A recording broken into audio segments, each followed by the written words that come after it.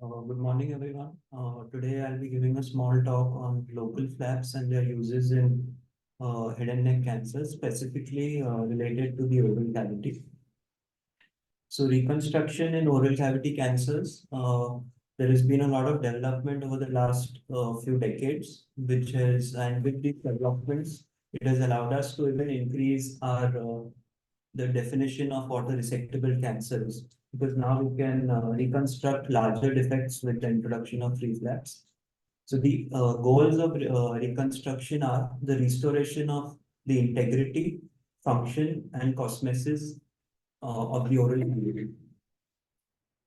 So the initial concept in reconstruction of oral cavity cancers was something called as the reconstruction ladder, the principle of which was that the simplest solution is the best. As per this concept, multiple steps of the ladder. As we go higher up, the complexity of the reconstructive procedure increases. So we can start from the lowest rung of the ladder, where it would be either a secondary intention healing or primary closure. And as we go higher up, the most complex would be a free flap, microsurgical flap. With development in plastic surgery techniques, this reconstruction ladder is not something that holds true now. And now the concept has moved to something known as the reconstruction elevator. As per this concept, one must choose the technique that will have the best outcome in terms of form and function. So it's not necessary that you go level by level. You can choose and tailor the reconstruction method for the patient, what would be the best in terms of the function and the outcome.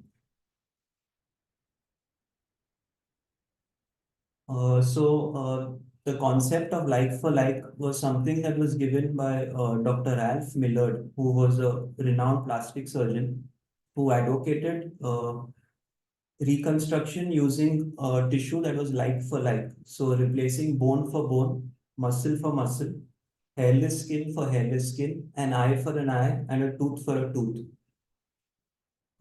This is against the teaching of Gandhiji, who told us an eye for an eye would make the whole world blind. But this is something now with modern reconstruction techniques that we should keep in mind, trying to replace tissue with as close to what is being resected. So there are various factors that would affect the choice of reconstruction. Now that we have so many options in that to reconstruct oral cavity defects, there are various factors that would influence our decision that we must keep in mind when choosing the best option. The size of the defect, whether it is a small defect, medium defect, or a large defect.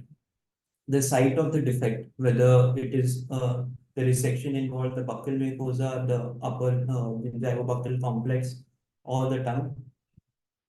The different tissues that we have resected, whether it was only mucosa, whether the resection entailed even removal of some part of the skin or bone.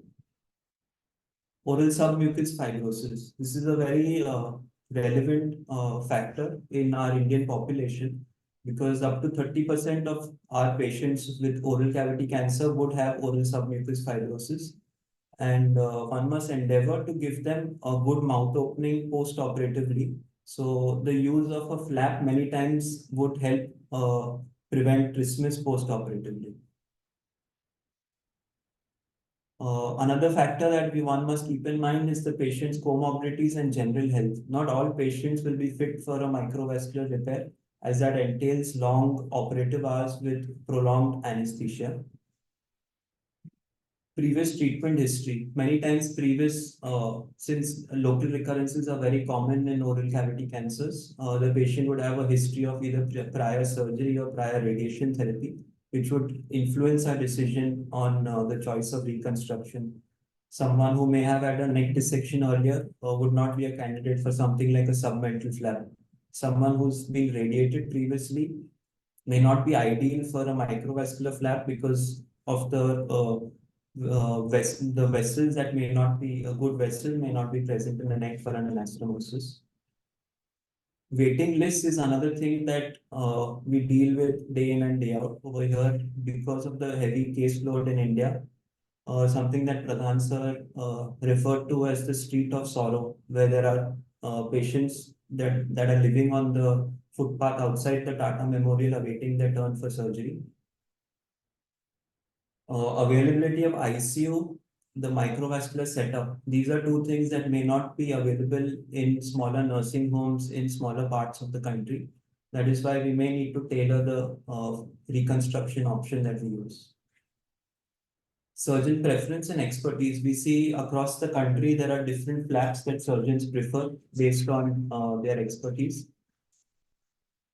So defects, this was a paper that came out of the Mayo Clinic where they classified defects into small, medium, and large based on their size.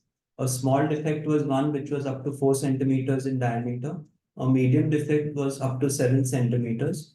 And a large defect was one that was more than 7 centimeters in diameter. Flaps can be classified based on their location, blood supply, and on the tissue that it contains. So based on the location, flaps can be divided into local flaps, regional flaps, and distant flaps. So local flaps are flaps that are harvested from tissues adjacent to the defect. Regional flaps are flaps that are harvested from tissues that are not in the immediate proximity of the defect, while distant flaps are harvested from a different part of the body.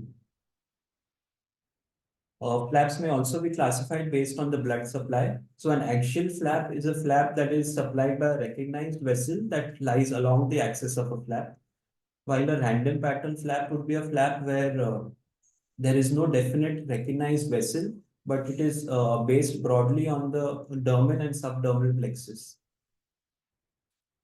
Axial flaps can then be divided into 5 types based on the vascularity. So type 1, which is of which the tensor fascial lata is an example, is when there is one vascular pedicle. Type 2 is when there is a dominant pedicle and a minor pedicle. Type 3 is when there are two dominant pedicles. Type 4 is one that has a segmental vascular supply, something like the sternocleidomastoid flap. And type 5 is when there is one dominant and multiple secondary segmental pedicles like the LD flap. This classification was given by Matthias and Nahai. Based on the tissue of content, a flap can be classified as one that has a single content or something called as a composite flap, where there are multiple types of tissue, which can be fasciocutaneous, myocutaneous, or osteocutaneous. So local flaps is something that I'll be talking on today. The advantages of local flap are excellent color and texture match. Since they are from the adjacent tissue, they have a similar color and texture to the donor site. There is low donor site morbidity. These flaps are easy to harvest and less time consuming. They can be used in patients with multiple comorbidities, and you do not require specific microsurgical training to do any of these local flaps. So there are multiple local flaps. These are the ones that I'll be talking about today. The nasolabial flap or the melolabial flap. These terms are used interchangeably. The submental flap, infrahyoid flap, the FAM flap, buccal fat pad flap, tongue flap, masseter flap, palatal flap, and the local rotation flap, something that we commonly refer to as the Kanav flap. I'll not be talking about the flaps that are for the reconstruction of lip defects in this talk. So we'll start with the nasolabial flap, which was one of the first described flaps in history. It was described by Shushruta. It is based on the dermal and subdermal plexus that is formed by the perforators of the facial artery. As this is actually a random flap, this flap can also be used if the facial artery has been ligated. This is mainly because this flap can either have antegrade or retrograde flow. Antegrade would be when it is supplied by the facial artery. Retrograde is when it would be supplied by the angular artery, which is the terminal branch of the facial artery. Venous drainage of this flap is random, but usually empties into the facial vein tributary. So the flap is harvested from the nasolabial region, which starts just below the medial canthus about 5 millimeters below the medial canthus, with the medial part of the flap corresponding to the nasolabial crease. And the width of the flap may be 3 to 4 centimeters, depending on the laxity of the cheek skin. The flap is based, usually the base is around the oral commissure, about a centimeter or a centimeter and a half away from the oral commissure. The flap comprises of skin and subcutaneous fat, and you leave the underlying muscle in place. As you start harvesting the flap, you take the subcutaneous fat, and as you go towards the base, thickness of the flap increases to include the proximal facial and angular artery perforators. A nasolabial flap can either be superiorly based or inferiorly based, based on the defect that you want to cover. These are photographs that show the use of the nasolabial flap. The photographs on top show the use of the nasolabial flap for cheek defects. One of the issues with the nasolabial flap is many times the base is from the beard bearing area, and that is why there can be troublesome intraoral hair growth that is seen postoperatively, like we see in the first photograph. The nasolabial flap is also a very good option for reconstruction of full thickness lower lip defects, like we can see in the photograph at the bottom. It gives a good cosmesis and also provides the patient with a good competence post-operatively. The island nasolabial flap is something that is used for reconstruction of tongue defects, tongue and floor of mouth defects. This flap is based on the facial artery, where the flap is harvested like it is in the regular way for the cheek defects. And then it is brought down into the neck based on the facial artery, which is identified as it crosses over the mandible. Once the flap has been brought down into the neck, it is then tunneled into the oral cavity, medial to the mandible. And then it can be inset and sutured to the remnant tongue, and it would provide good mobility to the tongue with good speech and swallowing outcomes post-operatively. The next flap that I'll talk about is the submental flap, which is something that we commonly use in our institute. This was first described by Martin et al. The submental flap is based on the submental artery, which is a terminal branch of the facial artery, as we can see in this figure. This is the external carotid, which gives the facial artery, which usually arises from below the posterior, and as it traverses towards the mandible, it gives off a submental branch, which then goes and supplies the submental area.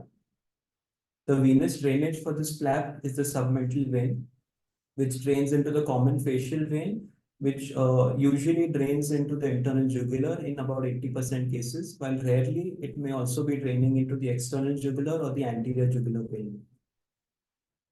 The submental flap is a very versatile flap, and we've seen it being used for defects ranging from the tongue to the cheek to composite resections to even defects post maxillectomy. This flap is usually harvested from the submental area. The upper part of the flap is just below the inferior part of the mandible, while the lower part of the flap should not be below the level of the thyroid cartilage. Using the skin pinch test, one must assess how wide we can be while harvesting this flap. So when one is harvesting this flap, you start from the contralateral side. You start by elevating it in the subplasmal plane that is superficial to the digastric muscle.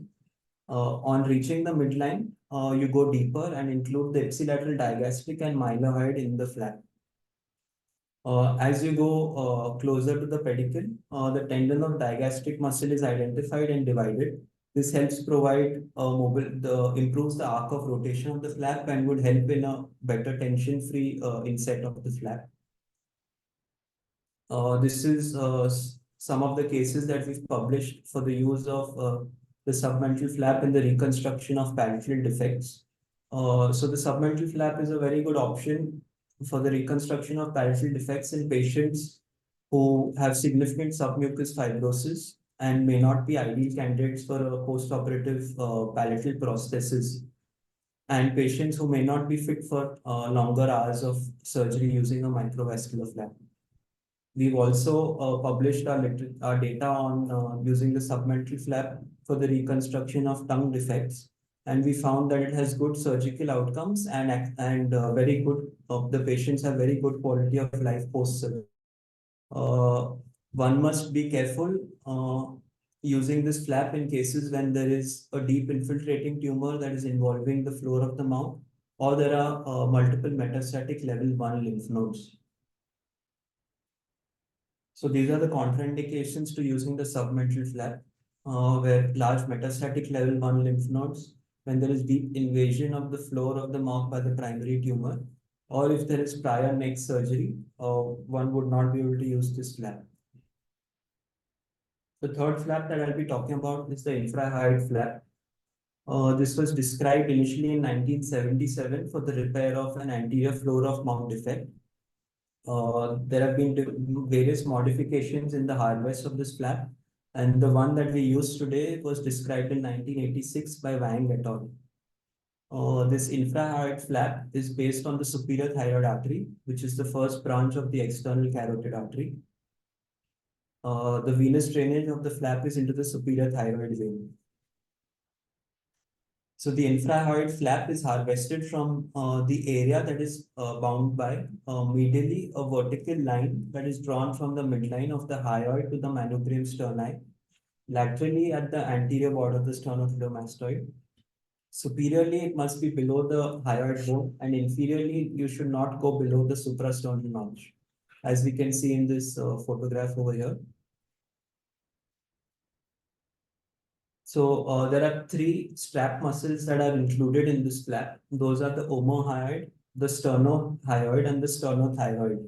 These flaps are included, these strap muscles are included into the flap.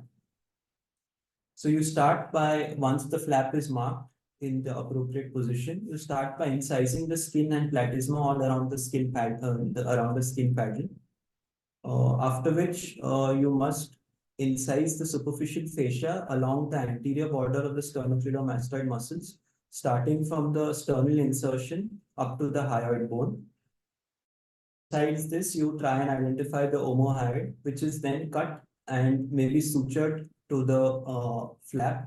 This would help prevent shearing of the flap and skin loss that can be seen in case of shearing. You can go ahead and complete the neck dissection once you've done this. Then the other two strap muscles that are included into this flap, that those are the sternohyoid and the sternothyroid, which you divide lower down as they arise from the suprasternal notch. These are also then sutured to your flap. The flap is then elevated in the avascular plane that is directly above the thyroid capsule. As you are elevating the flap, you may need to ligate and divide smaller branches of the superior thyroid artery. Now that you've cut the two strap muscles lower down, you have to start. You have to detach them higher up. So sternothyroid is detached from the thyroid cartilage, and the sternohyoid and the omohyoid are detached from the hyoid insertions. This leaves the flap only attached by the superior thyroid pedicle. So when the infrahyoid flap is a flap that is commonly used for tongue and floor of mouth defects. So when you're inserting this flap, the lower edge of the flap is usually placed anteriorly, while the upper edge is placed posteriorly, something like the PMMC when it is used for reconstruction of tongue defects. So contraindications, these are the scenarios when we cannot use an infrahyoid flap when there's a large metastatic level 3 lymph node, when there is a prior neck surgery that has been done, which may be either for an oral cancer or maybe a thyroidectomy. And prior radiation therapy is a relative contraindication to the use of this flap. The fourth flap that I'll talk about is the facial artery musculomucosal flap, or something, or the FAM flap as we know it. It was described in 1992. It is based on the facial artery. The venous drainage is the subdermal venous plexus that envelops the facial artery. There is no definite named vein that this flap is based on. So in this diagram, you can see the facial artery as it emerges above the mandible, gives off the inferior label and the superior label branches. As it proceeds cranially, it gives off the lateral nasal branch and then terminates into the angular artery. So this FAM flap can either be superiorly based, inferiorly based, or it can be islanded. The superiorly based flap is based on the angular artery, the retrograde flow from the angular artery. The inferiorly based flap is based on the facial artery that provides antegrade flow. This photograph shows the area from where we have harvest the fan flap. So usually it's the anterior border of the flap is about a centimeter behind the oral commissure. This is an inferiorly based flap that is shown in this photograph. So the base should be usually about 2 centimeters in width and is usually adjacent to the second and the third mandibular molars. And the posterior limit of the flap should be in front anterior to the Stenson's duct. You should avoid damaging the Stenson's duct when harvesting this flap. So to harvest this flap, this photo here shows the coronal view of the cheek, which shows the different layers, with layer 1 being the mucosa and submucosa, layer 2 being the buccinator muscle, and the third layer is the facial artery. Lateral to the facial artery, you have the muscles of facial expression. So in this fan flap, you're including layer 1, 2, and 3 going deeper to the facial artery.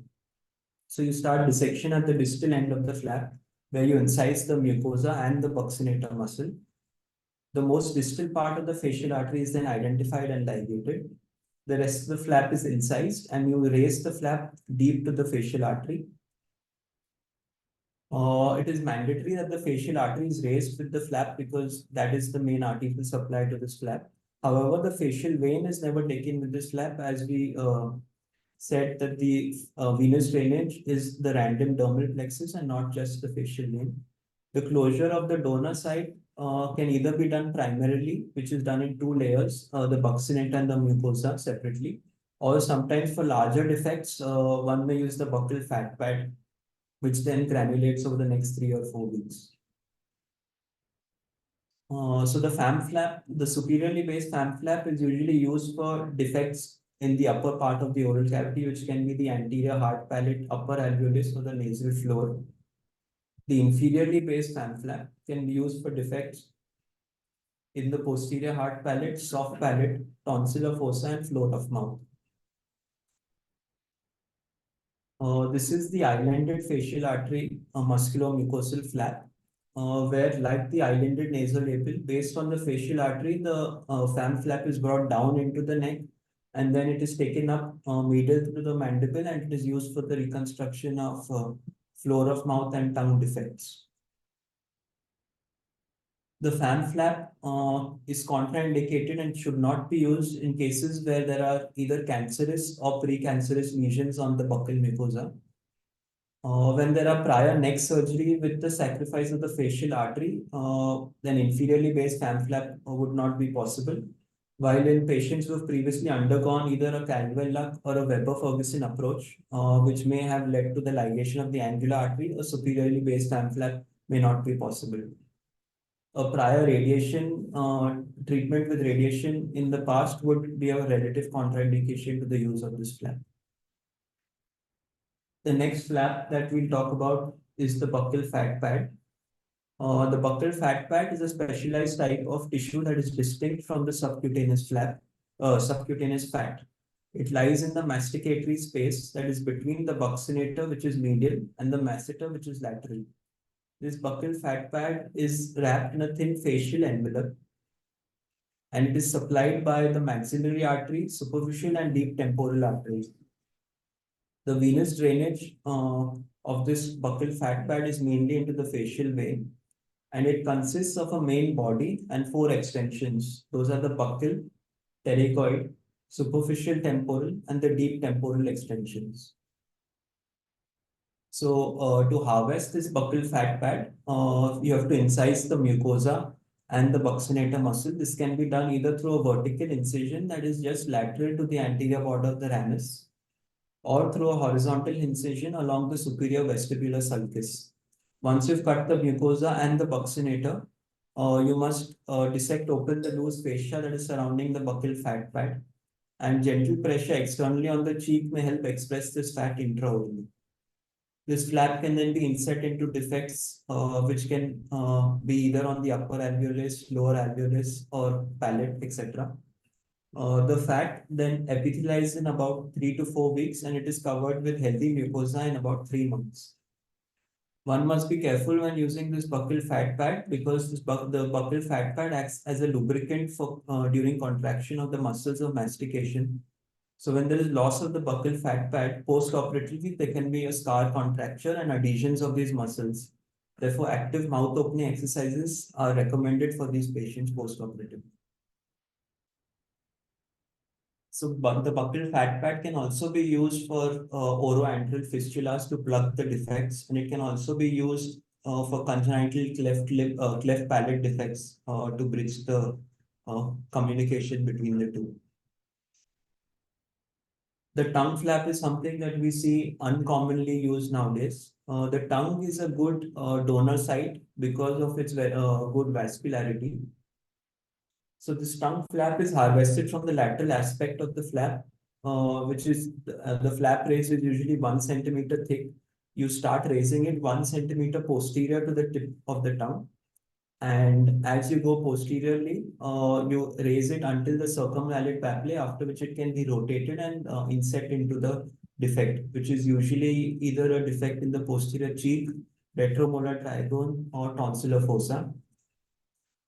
Disadvantages with this flap is that there may be some impairment of speech and swallowing with the attachment of the mobile tongue to the surrounding tissue.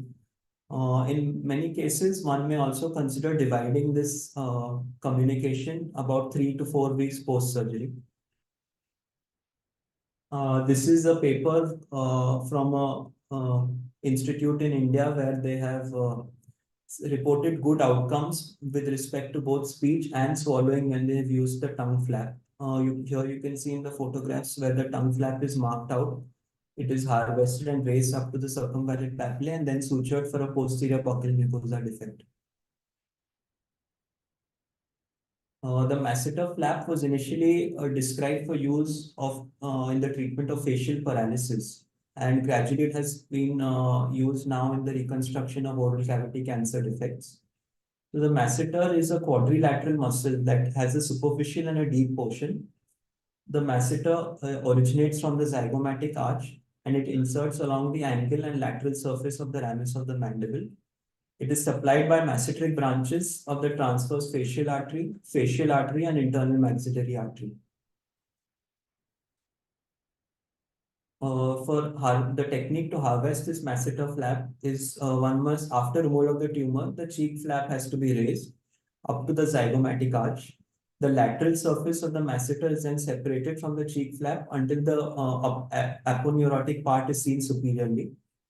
The muscle is then detached from the lateral surface of the mandible and raised up to the level of the sigmoid notch. One must not go above the sigmoid notch because the arterial supply usually is at this level. So one would damage the arteries if you raise it above the sigmoid notch. The flap can then be to provide additional mobility to the flap, one does a coronoidectomy after detaching the temporalis and the deep fibers of the masseter from the coronoid process. This would help improve the reach of the muscle and reduce the risk of post-operative trismus. The mobilized muscle can then be pulled into the defect and sutured. So the masseter flap has been described for the reconstruction of defects in the cheek, tonsillar fossa, and even the oropharynx. Masseter flap can either be superiorly based or inferiorly based, and sometimes even islanded. A palatal flap is something that is described but we don't use very commonly because it leads to a raw area of the palate which can be uncomfortable post-operatively. This palatal flap is based on the greater palatine artery, which is a branch of the descending palatine artery, which arises from the internal maxillary artery. The venous drainage of this flap is into the pterygoid and pharyngeal plexus. So the palatal mucosa is strongly adherent to the underlying periosteum, which is then attached to the bone via the Sharpie fibers. And this flap can be used for the closure of posterolateral, oral cavity, and oropharyngeal defects. So initially you infiltrate between the bony hard palate and the overlying ostium. Then the flap is marked as per the defect. Then full thickness mucosal incisions are taken. These incisions are usually about 2 to 5 millimeters away from the dentition. And the mucoperiosteal flap is then elevated in the plane above the bone. While elevating this flap, you visualize the neuromuscular arcade on the undersurface of the flap until it emerges from the greater palatine foramen. There are two greater palatine pedicles. So one of them is usually ligated and divided.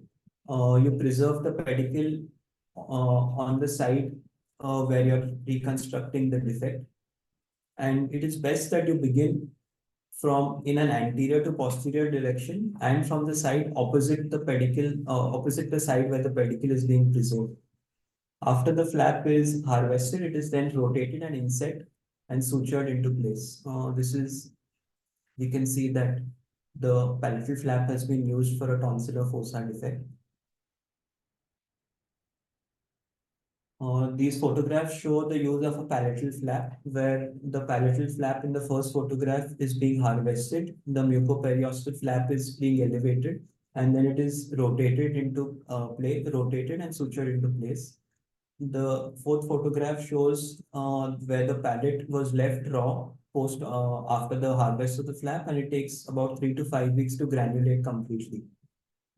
Many a times, one may consider covering the raw bone with Surgicel to provide hemostasis, which is then sutured around the teeth and to keep it in place. The palatal flap is based on the greater palatine vessels. So contraindication to the use of this flap is when there is a ligated external carotid or an internal maxillary artery, when there has been a prior palatal surgery, or there has been prior radiation therapy. The last flap that I'll be talking about is a local rotation flap that we use in certain cases when in patients who may not be ideal candidates for the other reconstruction techniques. It is a random pattern flap. It is usually harvested from the submental region and it is elevated in the subplatysmal plane. This can be used for full thickness cheek defects or sometimes even for just an internal defect. This flap usually involves two surgeries, where in the initial surgery, the flap is inset, and at a later date, the patient may require either a commissuroplasty or closure of an OC fistula. So local flaps are very good alternatives, but they have their limitations. There is limited tissue availability when you're using a local flap. They have limited arcs of rotation. They lack the tissue bulk that a free flap may provide. And many a times the primary or nodal disease may interfere with the use of certain local flaps. So one must use your option carefully. Now that we have so many options to reconstruct every defect, one must remember when choosing the choice of reconstruction, remember steal from Peter to pay Paul, but only when Peter can afford it.